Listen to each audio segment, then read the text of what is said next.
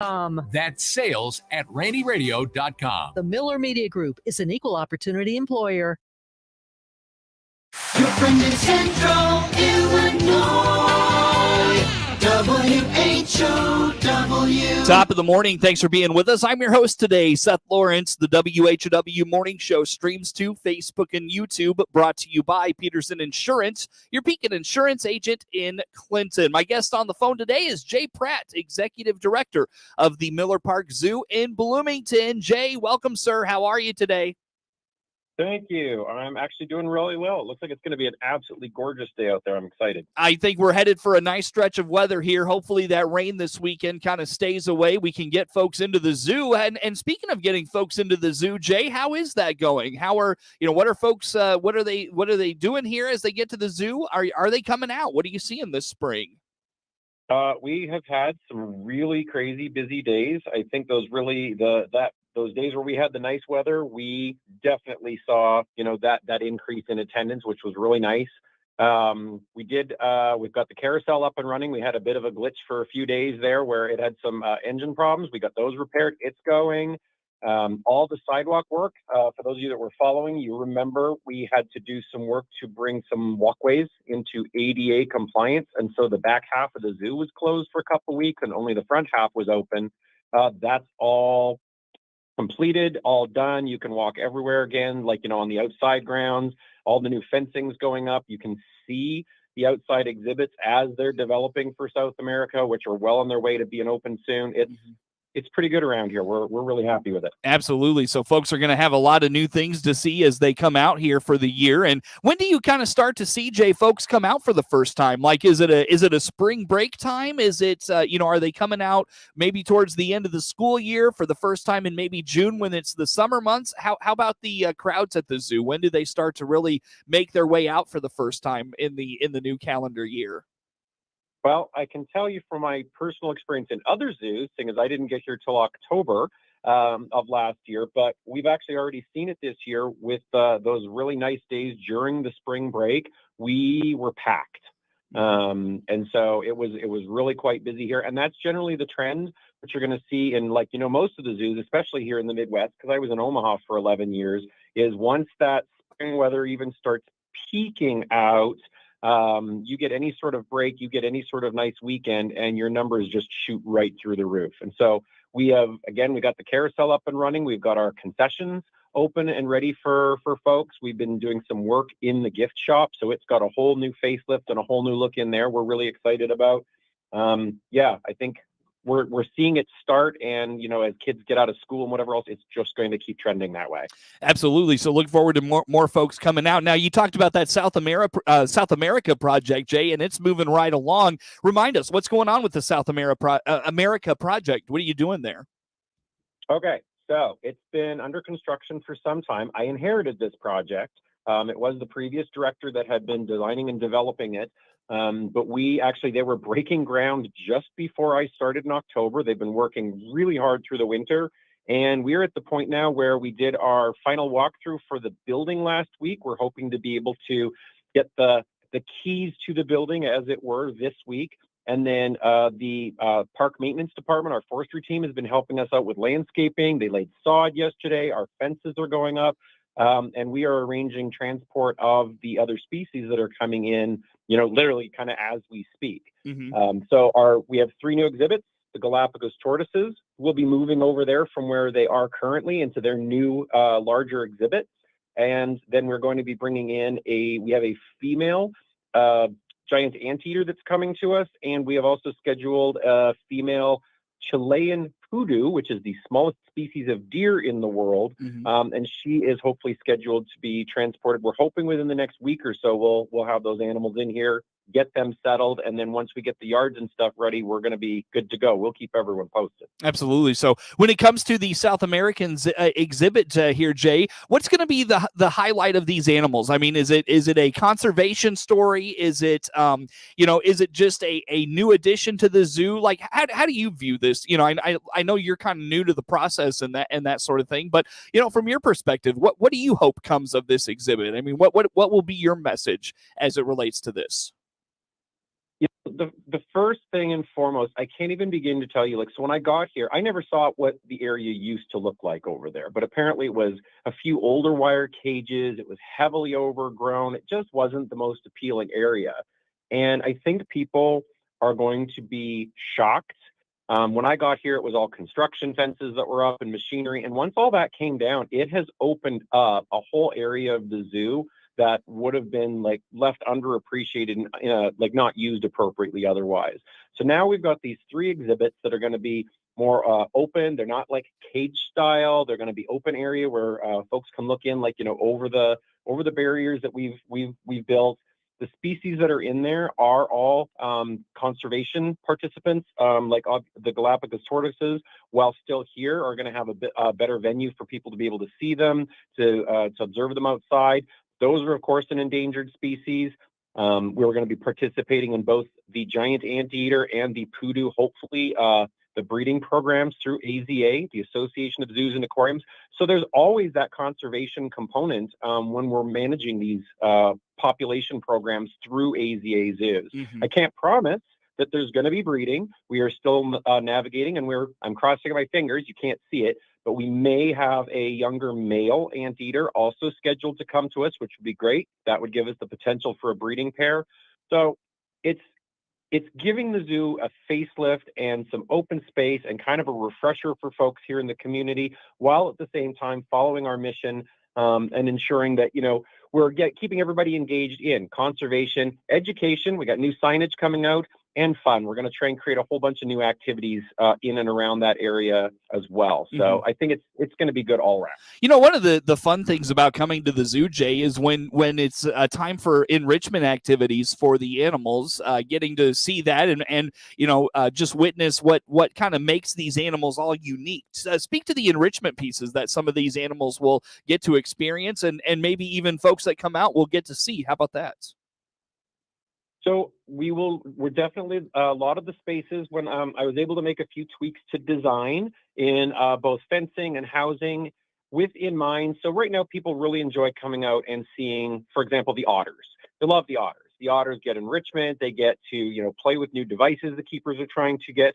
And keep in mind that the goal of enrichment isn't just play. The goal when trained zoo staff are trying to provide the animals under their care with new enrichment ideas is to get them to be able to express what we would call species typical behaviors that we know otters in their natural habitat or whatever would express and may not be able to under human care. So we try to provide those opportunities. That's the goal of enrichment. We also provide training opportunities, so interactions between the keepers and the otters that guests can come and view and participate in. That's engaging. It keeps them thinking. It keeps them active. And so we will absolutely be transferring all of those activities over. My challenge is always with our animal care staff to have them research the natural history of these animals that are going to be coming in and have them learn and say, okay, here's what we've learned that giant anteaters love to do in the wild. Great example, they've got those massive velociraptor claws on their front feet. And they tear open logs, they dig and rip things open to get at the bugs and the termites and the grubs inside. So it's going to be interesting and a challenge for our staff to emulate that so that A, the anteaters don't destroy the exhibit, but keep them engaged so that they can engage in those feeding behaviors. They can tear things apart, get the insects out. So that'll be an ongoing challenge to find new ways that they can provide enrichment that meets those goals. So that's just one example, because you can think about how many different behaviors these new species and all of our species have. So it's a real challenge to try and, you know, come up with those ideas every single day. Jay Pratte is the executive director of the Miller Park Zoo in Bloomington, our guest on the phone here for today. You know, Jay, how much in your time as a zoo executive, you know, when you bring in new animals like you're talking about with the South American exhibits at the Miller Park Zoo, you know, how much time do you have to dedicate to learning about these animals so you can speak knowledgeably to them when guys like me call you up, or when someone stops you at the zoo to ask you a question? Like, how much time do you have to dedicate to learn about these animals? I can't even lie. Like in my role as I plan ahead. Like there are those species that I know I've worked around for years. I've spent time with them, and you pick up the facts, you remember them. I was joking with our curator Pearl about like even all the random Latin names that I've just got stuck in my brain over the years.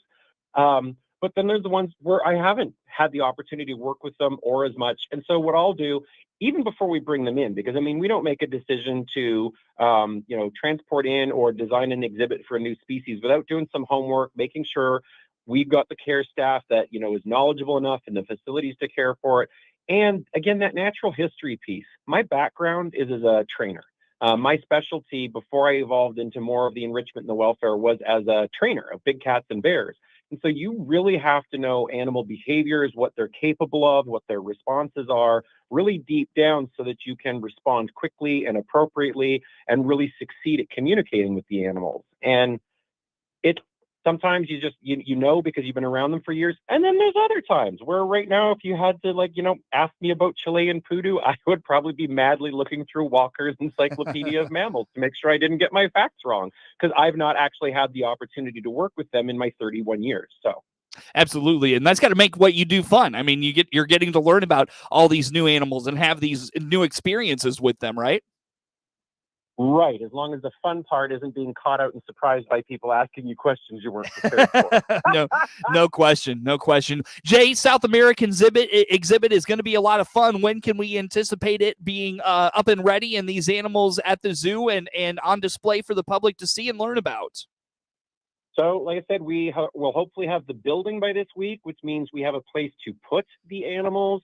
And right now you can see the yards being built. It's going to be a matter of the weather cooperating with us to get the fences up. We're really hoping within the next few weeks we will be able to have a set date, and we will announce. We'll have some grand opening events. We will make sure that everybody is 100% aware of when that is going down. But we're really hopeful it's going to be much sooner than later. That's awesome. Good stuff. We look forward to it. Jay Pratte, Executive Director of the Miller Park Zoo in Bloomington, our guest on the phone. We'll break here and come back for more with Jay here on the WHOW Morning Show.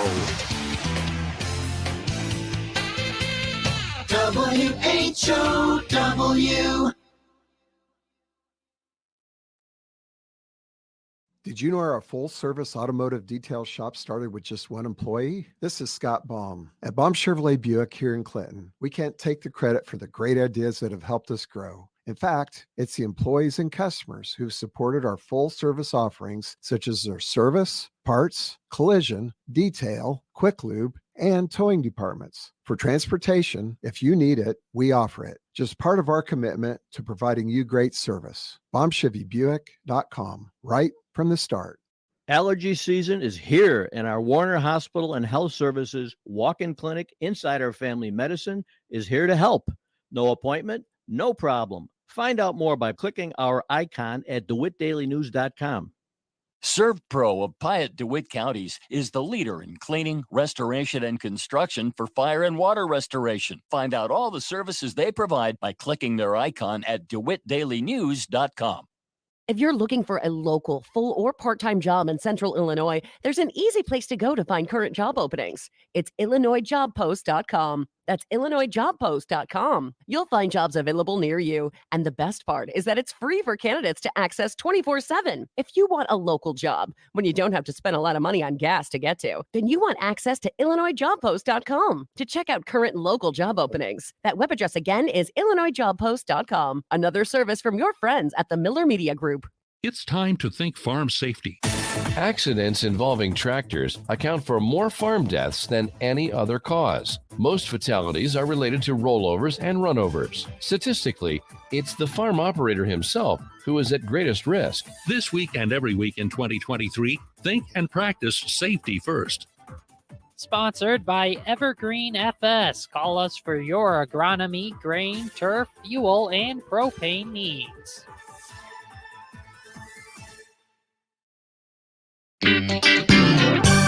Your friend in Central Illinois, WHOW. Once again, a good morning. Thanks for being with us. I'm your host today, Seth Lawrence. The WHOW Morning Show streams to Facebook and YouTube, brought to you by Peterson Insurance, your Pekin Insurance agent in Clinton. Jay Pratte, Executive Director of the Miller Park Zoo in Bloomington, my guest on the phone here for this morning. And Jay, I know you are working hard on some AZA things and getting ready for that big process. How's it going? How do you feel? It feels good. I can tell you, for my entire career, submitting that huge application document with all of our accreditation materials was one of the biggest tasks I've ever accomplished. Had the help of all of our team members in the city in that, but it was a big deal, and then felt really great to get that submitted. We're going to wait, and we're working on negotiating when the inspection team will be here soon. But even before that, like from my arrival here and working with, our curator, Pearl, we had been both for USDA, which is, of course, we're required to meet minimum standards, and then AZA, or those professional industry standards. We had been developing, like we call it, our punch list here, of just all the things around here that we would really want to see improved, touched up, refreshed, painted, fixed.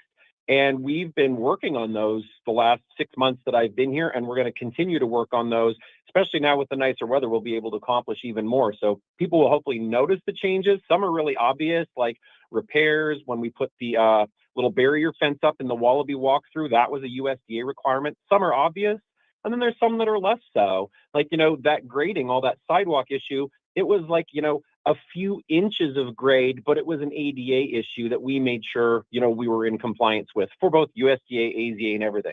Aesthetics are also important. Signage and painting and what the zoo looks like. So we're really going to be keeping on top of that.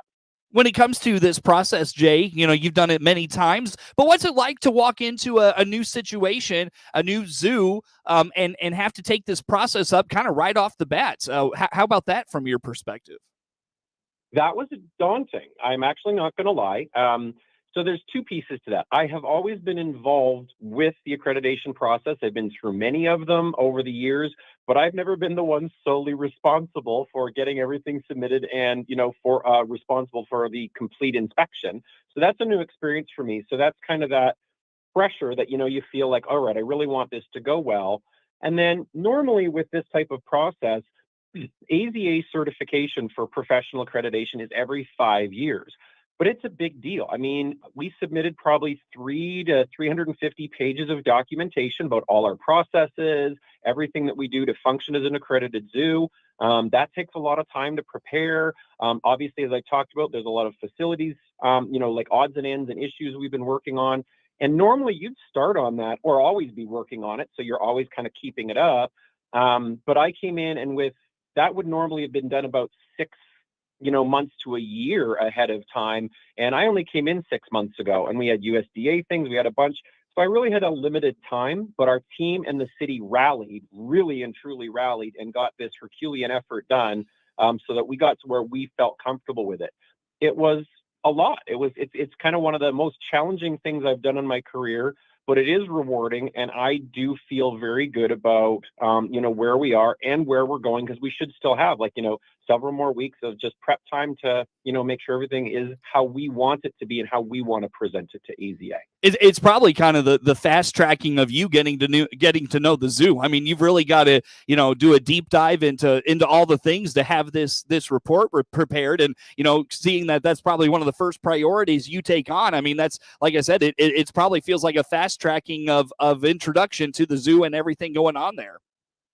It is. I think the analogy that most people often use is drinking from the a fire hose. Yeah. And I can tell you that's very much how it felt here. But and it's not just, like you said, it's not just the physical stuff, it's the processes. It's going through all of our protocols for, emergencies and things, and reviewing them and making sure they're current and up to date. And then every physical nook and cranny. There are places in the zoo you wouldn't even believe exist, until all of a sudden somebody's taking you and showing you around and saying, well, we got to fix this and we want to address this. And it's like, all right, there's a lot here. For such a tidy zoo, there's always something, that we can be working on and fixing and improving. For sure.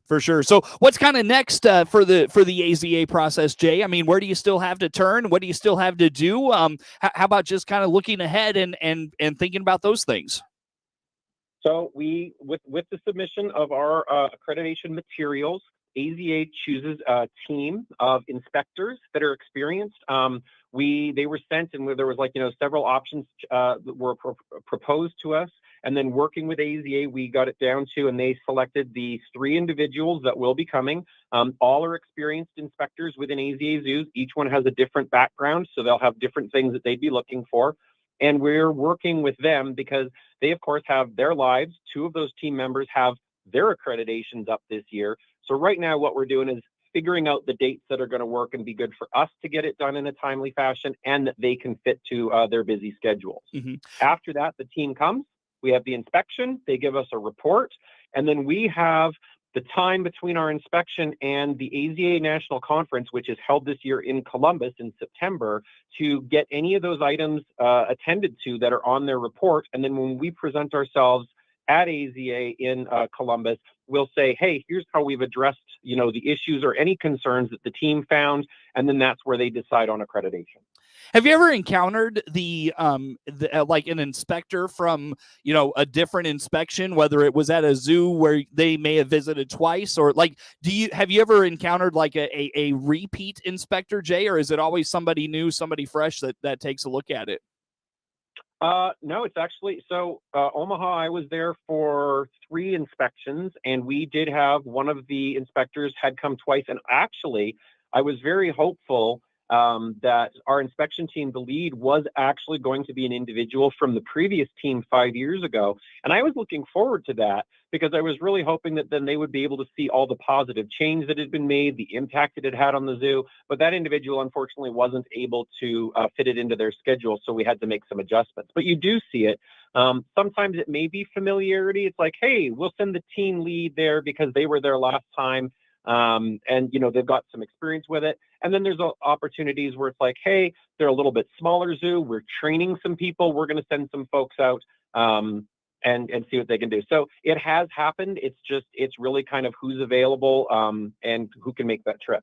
Jay, I hate to do this to you, my friend. I have to let you go for the day. How do folks learn more about all things Miller Park Zoo? As always, we've got the city website. The zoo Facebook page and Instagram are the best way to keep current. And then Miller Park Zoological Society also has their website and their Facebook page. Jay Pratte, Executive Director of the Miller Park Zoo in Bloomington, is my guest on the phone. Network news on the way. WHOW.